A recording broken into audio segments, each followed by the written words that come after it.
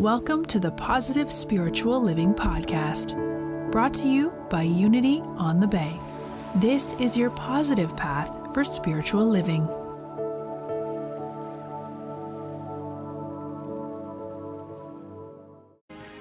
Thank you, Dale, Myra, Anthony. That was such a beautiful song, and I'm just so very grateful for it. If that alone isn't worth you sharing the video and even having that song on repeat every time that we question whether we are blessed, every time we question whether there's prosperity, abundance, love in our lives, to just put that song on and be reminded of it. Thank you very much for that. So this morning, I come to you with a recycled joke, and I'm actually recycling a little bit of the story that I'm going to share with you today from the Bible, the story of loaves and fishes. I've done both the joke and the story before, and yet I find that today I have a little bit more of an expanded view of what that story metaphysically means for me that I want to share with you. The joke, though, it's the same. It hasn't changed. You'll probably receive it the same way that you did the last time you heard it. So hopefully it was somewhat okay for you the first time. What is the first math problem in the Bible? When God told Adam and Eve to go forth and multiply. Right. I bet you remembered that gem. But actually, I remember that the last time I shared that with you, I didn't talk more about Adam and Eve. And as I sit with the idea of loaves and fishes and abundance and prosperity in our lives, I realize that there's a lot in the story of Adam and Eve and the Garden of Eden that is there for us. Because, one of the things that I love about Unity is the way in which we look at the Bible through the metaphysical lens, asking the question, how is that story representative of something that is going on within me, and how can I grow through this understanding? And so I think about the fall, right, of man, as we call it, when God kicked Adam and Eve out of the Garden of Eden. But I realize that actually Adam and Eve, they themselves sort of set it up, right? And the fall of man actually didn't happen once they were kicked out. It happened the moment that they saw themselves differently. Because see, once they took a bite of the apple, they saw themselves as naked for the very first time. They saw themselves differently. They saw themselves through the lens of guilt and shame for the first time. And I realized that the story of creation begins with abundance, with God creating the world and calling it good, and there being plenty of everything for all of the creatures. And yet, Adam and Eve saw it differently. They didn't see it the way that it was. They saw it the way in which they were.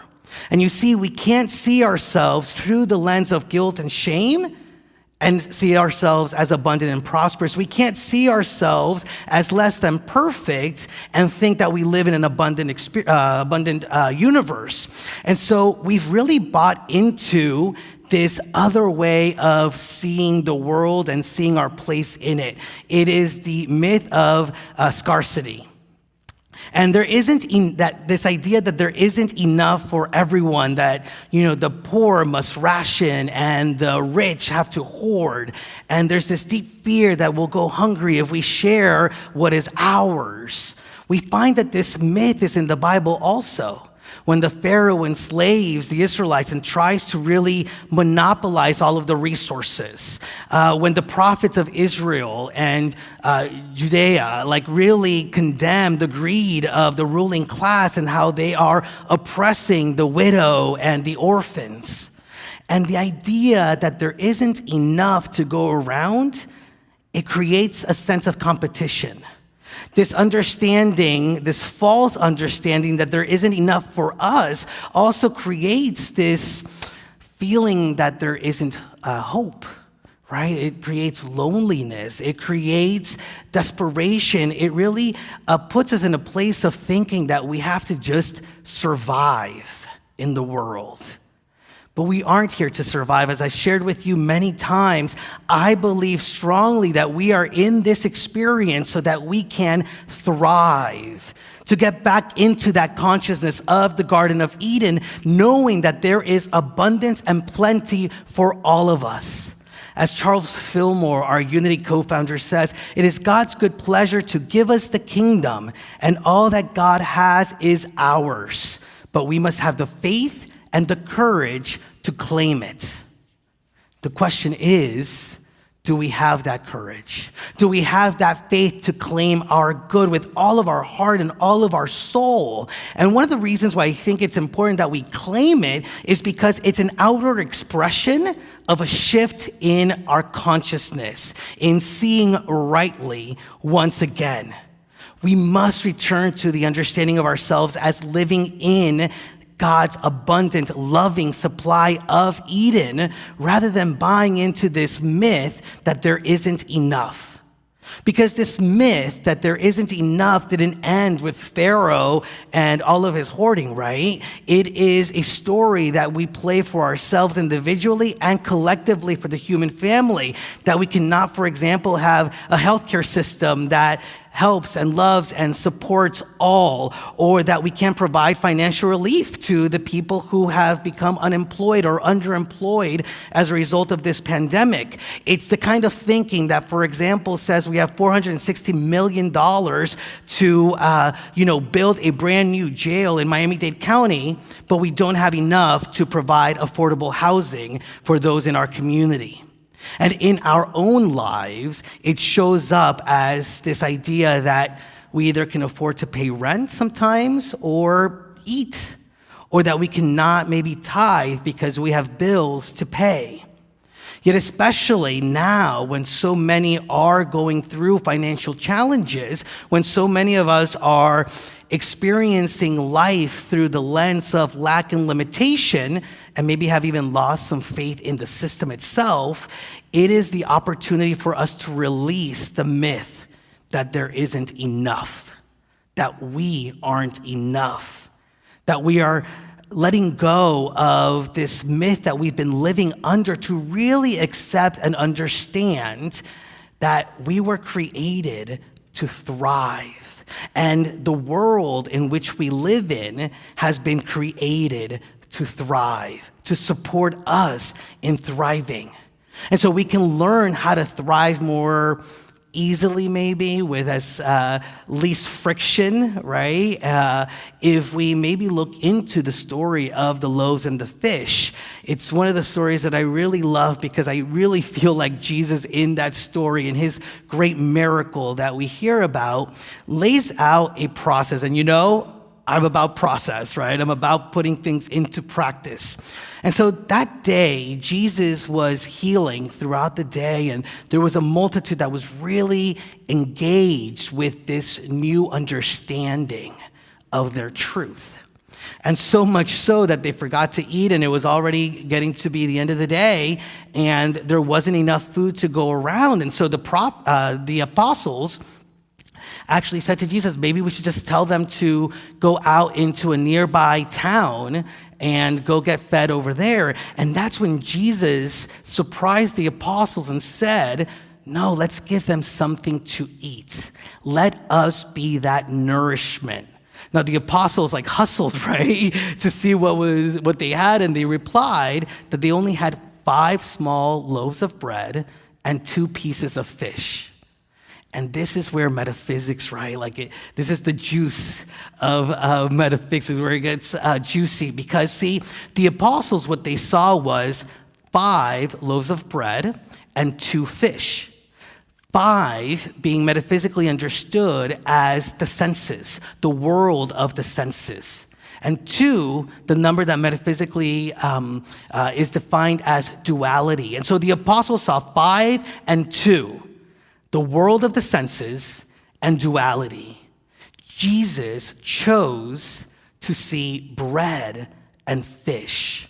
Bread metaphysically representing nourishment, sustenance, that which we are provided, the manna from heaven. And fish, the expression of divine ideas. And so what is our choice?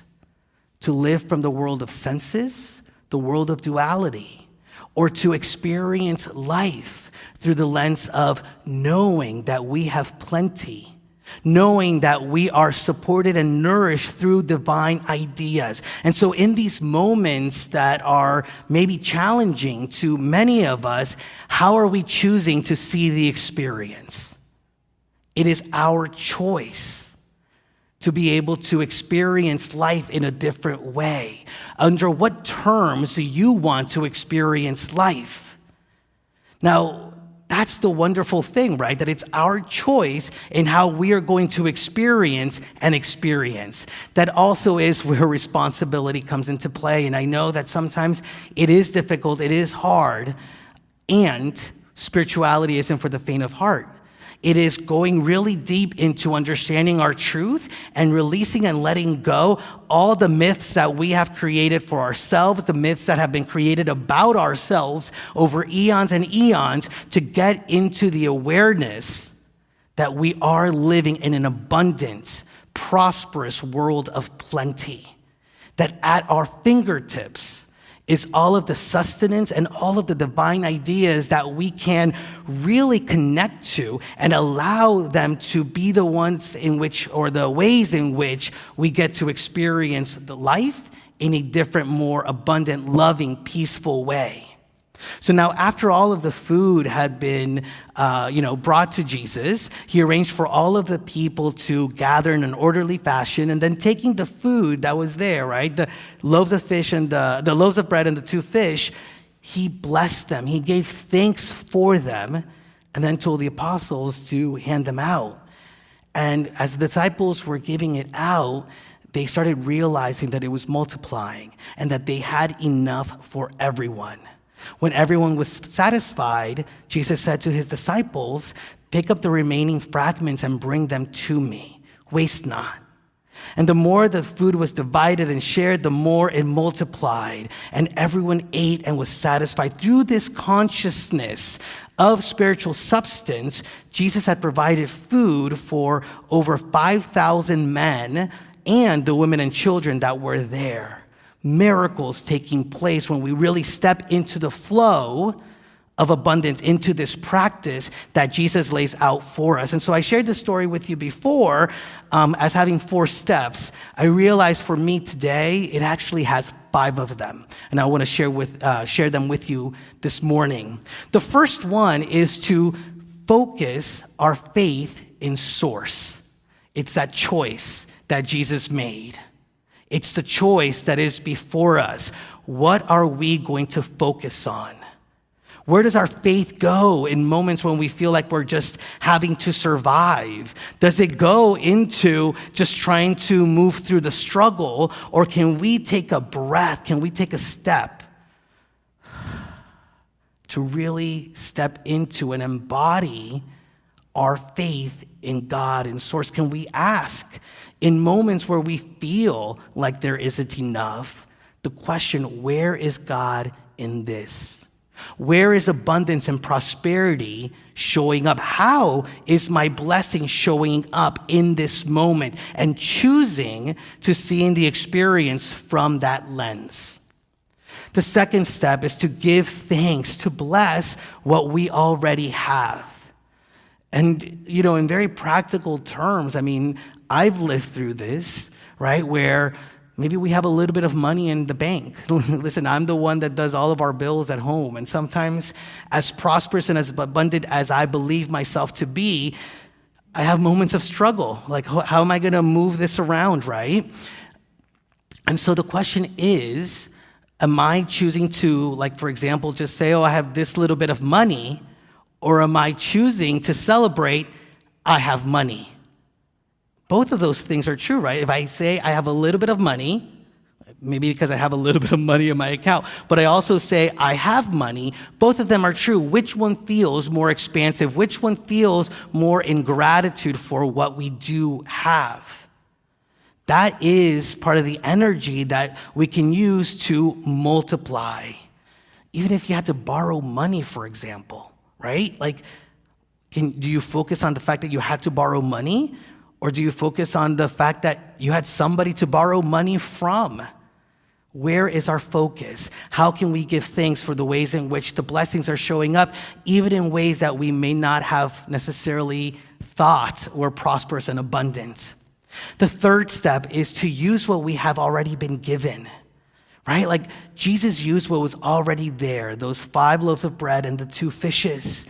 And we already, this is key to the principles that we teach at Unity on the Bay, that we already have all that we need to thrive. And rather than going out to the nearby town to look for food there, in where we're at, where our presence is the right answer, is everything that we need. Within us is all of the wisdom, is all of the guidance, is all of the peace, is all of the love, is the feeling of abundance that will guide us to experience life in a new way. So how are we allowing ourselves to step into it?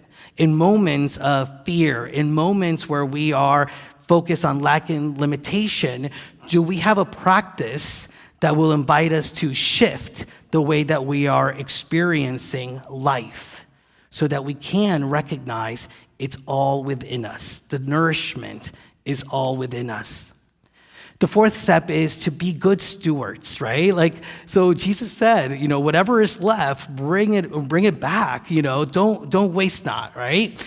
And for me, that's really about recognizing that nothing is lost, that we can be good stewards of what we have been given, to not throw pearls before swine, for example, and use what we have been given in a way that empowers us, in a way that really allows us to boldly step into an awareness of the Garden of Eden that is our life when we see rightly. It's putting things into circulation. So many people maybe that are finding themselves in challenges or struggles, there are ways in which you can move the energy, things that you may not be using, give them away, move them around, right? Look at what you have and make sure that you aren't wasting the resources. And then the fifth one, which is the one that really sits with me the most today, is about being generous.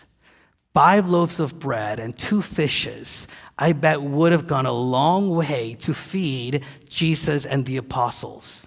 But it wasn't just about Jesus and the apostles. It was about everyone. It was about the community. And so how are you being generous in moments where you feel constricted? How can you shift your consciousness, shift your awareness in a way that recognizes that you do have a way of being a blessing into the world? Whether that is, continuing to tithe, even when bills need to get paid. I remember, and I've shared this story with you before, my husband, he was moving into a new job as we were moving into our brand new home, actually. And he got a phone call saying that his new job actually was not going to start for another 6 months, and he had already left the old one. And in that moment, I said, you know what? This is a moment of continuing to be generous. So I know that our finances, our money that was going to be coming in was going to be half of what we were used to. And I said, I don't want it to constrict the ways in which we are generous with our money. And so I want to make sure that you are okay with continuing to tithe, to give of what we do receive. And sure enough, we continued to do it. It was challenging at some points, it wasn't so easy, and we continued to be generous. And 3 months later, he actually got another job that paid 3 times the amount that he was going to get paid in that job that got pushed back. And that reminds me of Malachi 3, verse 10, the second part of that verse that says, "Put me to the test, says the Lord of hosts. See if I will not open the windows of heaven for you and pour down for you an overflowing blessing." Can you claim your good today? Can you go out into the world and see beyond the appearances, see beyond the ways in which life may have been for you, and recognize that the truth is, we are living in a world of abundance and plenty, and it is ours to claim it here and now. That we are, just like Adam and Eve in the Garden of Eden, the heirs to all that God has and is. Can we claim that truth? It is God's good pleasure to give us the kingdom, and all that God has is ours. But we must have the faith and the courage to claim it. Do what you must to claim your good here and now. Do what you must to strengthen your faith and your courage. Do not focus on the scarcity that you may be experiencing in any aspect of your life, and begin to see your life and the world as it truly is, abundant, and watch how you are proven right. It is time for us to experience life in a different way, to be the great multiplier of the loaves and the fish. And our first step is to choose to see it right. Namaste. Be blessed. We hope you enjoyed this episode of the Positive Spiritual Living Podcast, brought to you by Unity on the Bay, a spiritual community located in Miami, Florida. Unity on the Bay is supported by the generosity of its community. If you'd like to make a donation or learn more about Unity on the Bay, please visit unityonthebay.org. You can also follow Unity on the Bay on Facebook, Instagram, and Twitter for even more positive spiritual inspiration. Until next time, thanks for listening and many blessings. Namaste.